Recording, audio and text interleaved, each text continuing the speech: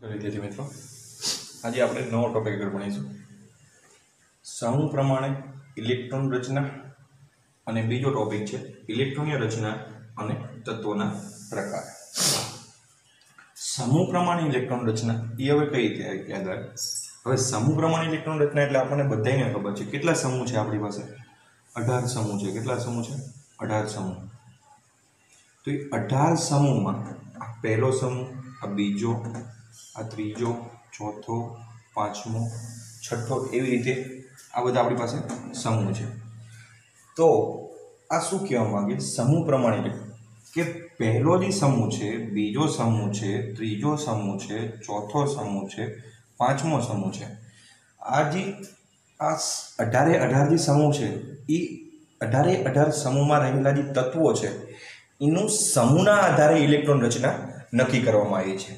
मानी लो कि आ पहलो समूह है, तो हवे एनी इलेक्ट्रॉन रचना जाणवी होय तो समूह पहलाना जे तत्वों है, बरोबर, समूह पहलाना तत्वोमां जे तत्वों है एनी बाह्यतम कक्षाने आधारे एनी इलेक्ट्रॉन रचना नक्की करवामां आवेली छे।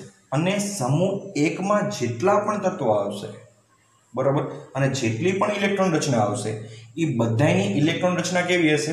समान हशे। हवे तमने एम थाय के समान एटले कई रीते? समान एटले एवी रीते के मानी लो के आ पहलो समूह है तो एमां एस अने पी कक्षक ज भराय छे, तो एस अने पी ज भराती हशे। मानी लो के आ बीजो समूह है तो एनी अंदर एस, पी अने डी त्रणेय त्रण भराती होय तो बधी जेटला पण तत्वो छे ए बधानी केवी भराती हशे? एस, पी, डी त्रणेय त्रण भराती हशे। एवुं नहीं बने के भाई एक तत्वनी एसपी भराशे, बीजा तत्वनी एसपीडी भराशे, त्रीजा तत्वनी एसपी भराशे, एवुं नहीं बने। जेटला पण तत्वो आवशे समूह एक में जेटला तत्वो आवशे तो मानी लो कि एक एस ज भराती होय तो एनी एस ज भराती हशे, बरोबर। समूह 2 छे तो मानी लो कि एनी पण एस ज भराती हशे तो एनी पण एस ज भराती हशे। मानी लो कि समूह 1 छे तो एनी एस में एक ज इलेक्ट्रॉन भराय छे, तो जेटला समूह 1 में जेटला पण बधा तत्वो आवता हशे तो एनी सौथी छेल्ली जे बाह्यतम कक्षा हशे, कोई पण तत्वनी बाह्यतम कक्षा, आ समूह 1 छे एनी कोई पण बाह्यतम कक्षा हशे एमां मात्र ने मात्र एक कक्षामां केटला इलेक्ट्रॉन हशे? एक ज हशे।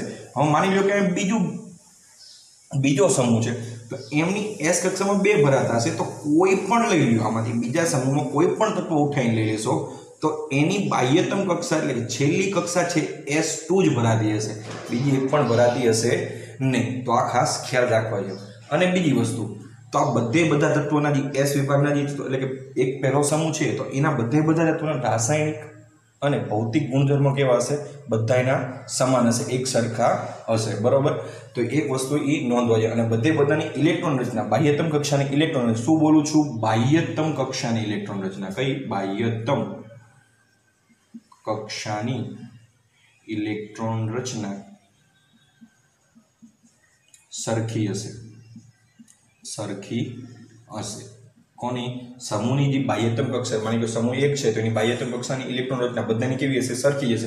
जेवी पहेलानी हशे एवी ज छेल्लानी हशे समूह 1 में, बीजानी हशे एवी ज छेल्लानी हशे, बरोबर। तो आ रीते छे आपणे जणावुं छुं, बरोबर। आगळ हवे बीजी वस्तु आटલું ख्याल આવી गयो। एना पछी छे आगळનું आपणी પાસે છે આગળ। હવે અહીંયા ધ્યાન રાખજો।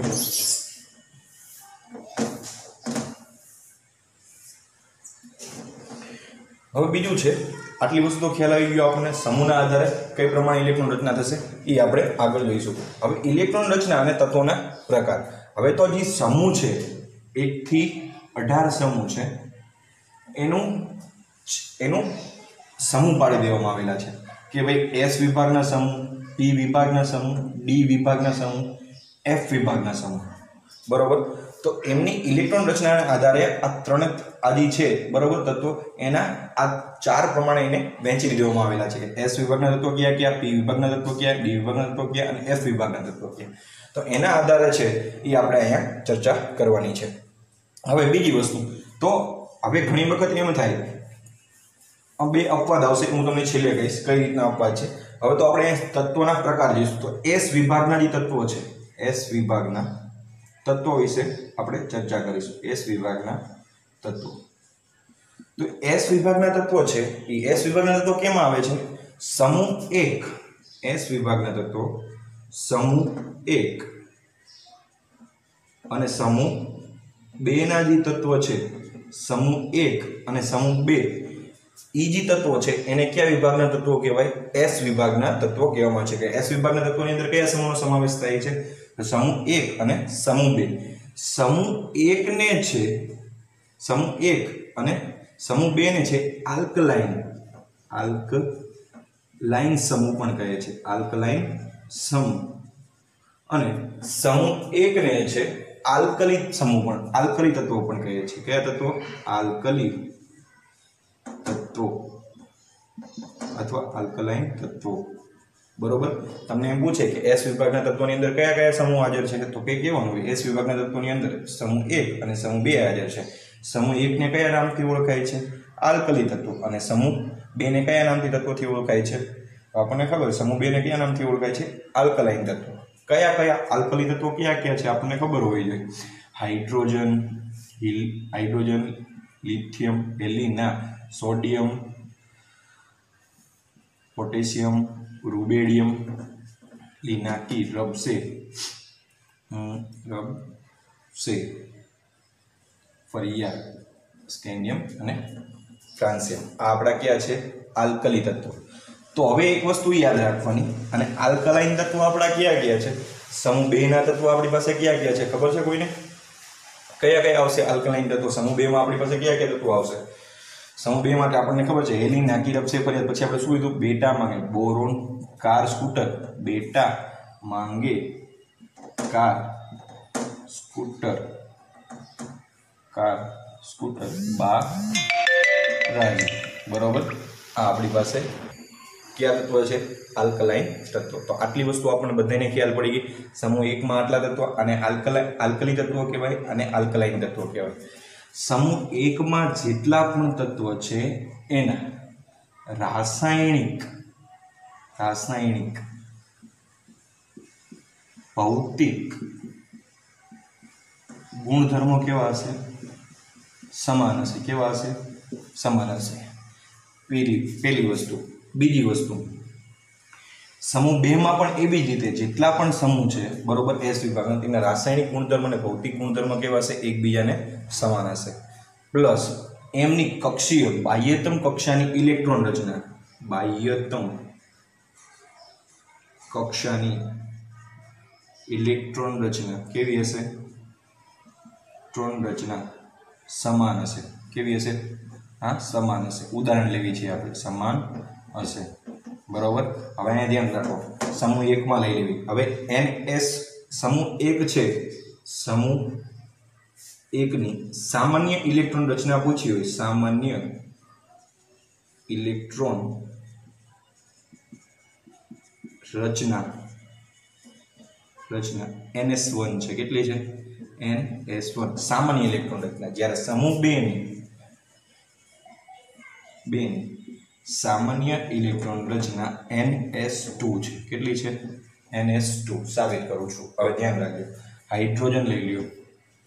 હાઇડ્રોજન એની ઇલેક્ટ્રોન રચના શું થશે? પરમાણુ ક્રમાંક 1, ઇલેક્ટ્રોન રચના 1s². તો s માં કેટલો આવ્યો? 1 જ આવ્યો. તો અહીં ધ્યાન રાખો, NS1. બરોબર. હવે હિલિયમ લઈ લ્યો, લિથિયમ લઈ લ્યો. લિથિયમ પરમાણુ ક્રમાંક 3. બરોબર. કઈ આવશે? 1s2 2s1. જોઈ લો, s માં કેટલું ભરાણું? 1. હવે તમને એમ થાય NS1 કેમ લખ્યું? NS1 એટલા માટે, n એટલે કોઈ પણ ક્વોન્ટમ હોઈ શકે, 1 2 3 કોઈ પણ હોઈ શકે. એટલે મુખ્ય ક્વોન્ટમ કોઈ પણ હોઈ શકે, 1 હોય 2. s કેટલી ભરાય છે? 1 જ ભરાય છે. જો લખેલું છે સામાન્ય ઇલેક્ટ્રોન રચના શું હોય? s. બરોબર. કોઈ પણ સોડિયમ લઈ લ્યો, પરમાણુ ક્રમાંક 11, ઇલેક્ટ્રોન રચના 1s2 2s2 2p6. હવે કઈ આવી ગઈ? 3s1. તો છેલ્લી કક્ષા s કેટલી છે? s1 જ ભરાય છે. n કોઈ પણ હોઈ શકે, બરોબર. પરંતુ સમૂહ 1 છે, આમાંથી કોઈ પણ ઉઠાઈ લ્યો, એનો s કેટલી ભરાતી હશે? 1 જ ભરાતી હશે. બરોબર. 2 ભરાતી નહીં હોય, કે p પણ છેલ્લી નહીં ભરાતી હોય, d પણ નહીં ભરાતી હોય. કઈ ભરાતી હશે? છેલ્લીમાં છેલ્લી s જ ભરાતી હશે. નહીં કેટલી ભરાતી હશે? 1 જ ભરાતી હશે. વધારે ભરાતી હશે નહીં. એવી જ રીતે કોનું? આલ્કલાઇન તત્વો એટલે કે સમૂહ 2 માં કેટલું હશે? એની સામાન્ય ઇલેક્ટ્રોન રચના NS2. એટલે કે એની છેલ્લી જે કક્ષા હશે એ કેટલી ભરાતી હશે? s માં 2 ઇલેક્ટ્રોન ભરાતા હશે. બોરોન લઈ લ્યો. બરોબર. બેરિલિયમ હશે. Hydrogen, helium, lithium, beryllium. બરોબર. કેટલો પરમાણુ ક્રમાંક? 4.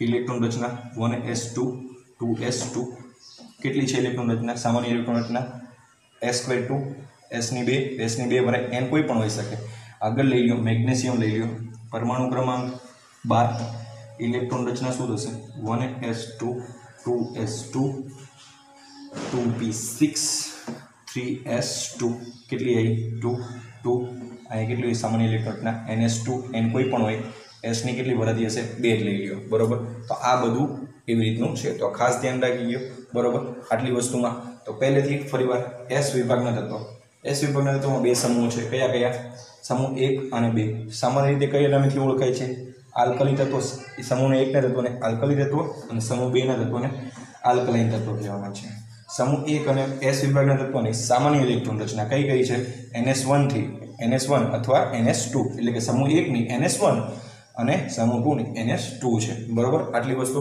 તો આ જે s વિભાગના તત્વો છે તો એની અંદરના રહેલા જે તત્વો છે એના રાસાયણિક અને ભૌતિક ગુણધર્મ કેવા હશે બધાના એક સમાન હોય છે કે અલગ અલગ એટલા બધા હોતા હોય થોડું ઘણું પણ એટલા બધા હોતા નથી પછી આની પ્રતિક્રિયાત્મકતા વિશે વાત કરી લઈશું આપણે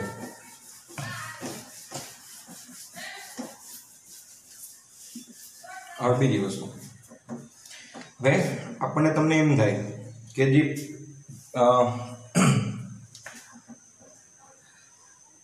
ઉપરથી નીચે જશે સમૂહ 1 માંથી એટલે કે આપણને ખબર છે સમૂહ 1 માં અને સમૂહ 2 આજે સમૂહ 1 અને સમૂહ 2 છે આપણી પાસે બરોબર તો એની જે આયનીકરણ એન્થાલ્પી છે આયનીકરણ એન્થાલ્પી કઈ એન્થાલ્પી આયનીકરણ એન્થાલ્પી આગળ હું તમને સમજાવીશ આયનીકરણ એન્થાલ્પી કોને કહેવાય આ જ ચેપ્ટરમાં આવશે અને બહુ ઉપયોગી છે છેલ્લે સુધી તો આ શાંતિથી સમજો ત્યારે સમજાવીશ આયનીકરણ એન્થાલ્પી s વિભાગના તત્વોની કેવી હોય છે ઓછી હોય છે કેવી હોય છે આયનીકરણ એન્થાલ્પી એન્થાલ્પી એટલે કે ઊર્જા એન્થાલ્પી કેવી હોય છે ઓછી હોય છે સમૂહ 1 અને 2 ની તત્વોની આયનીકરણ એન્થાલ્પી કેવી હોય છે ઓછી હોય છે બીજું ત્રીજું ઉપરથી સમૂહ 1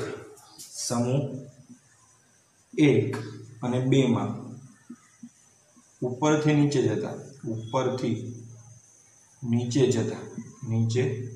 હવે સમૂહ 1 અને 2 માં સમૂહ 1 એટલે કે આપણને ખબર છે ક્યાંથી હાઇડ્રોજનથી ક્યાં સુધી જવાનું હાઇડ્રોજનથી ક્યાં સુધી હેલિના કિરપ્સે ફરિયાદ એટલે ફ્રાન્સિયમ સુધી એટલે કે ઉપરથી નીચે જશો તેમ તેમ ઘાતવીય ગુણધર્મો જતા જશો તેમ ઘાતવીય ગુણધર્મોમાં વધારો થાય છે શું થાય છે ગુણધર્મોમાં વધારો થાય છે હવે તમને એમ થાય કે ઘાતવીય ગુણધર્મો વધારો કેમ થાય છે તો આપણને ખબર છે કે ધાતુ છે એ શું કરશે હંમેશા ઇલેક્ટ્રોન સ્વીકારશે તો જેમ જેમ ઉપરથી નીચે જશો તેમ ઇલેક્ટ્રોન સ્વીકારવાની ક્ષમતા કેવી થતી જશે વધતી જશે અને તેમ તેમ ઉપરથી નીચે જશો તેમ ધાતુ વધારે પ્રમાણમાં આપણને મળશે એટલા માટે ઉપરથી નીચે જતા ઘાતવીય ગુણધર્મમાં શું થાય છે સમૂહ 1 અને 2 માં શું થાય છે ઘાતવીય ગુણધર્મ વધારો એટલે એમ પણ લખી શકો સમૂહ s માં ઉપરથી નીચે જતા ઘાતવીય ગુણધર્મમાં શું થાય છે વધારો થાય છે હવે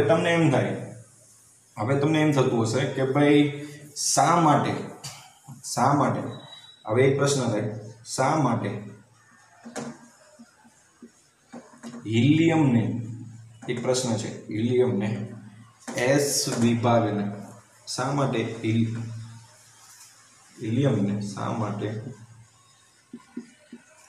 હિલિયમને હિલિયમ જે છે ધાતુ બરાબર તેને s વિભાગમાં રાખવામાં નથી આવ્યો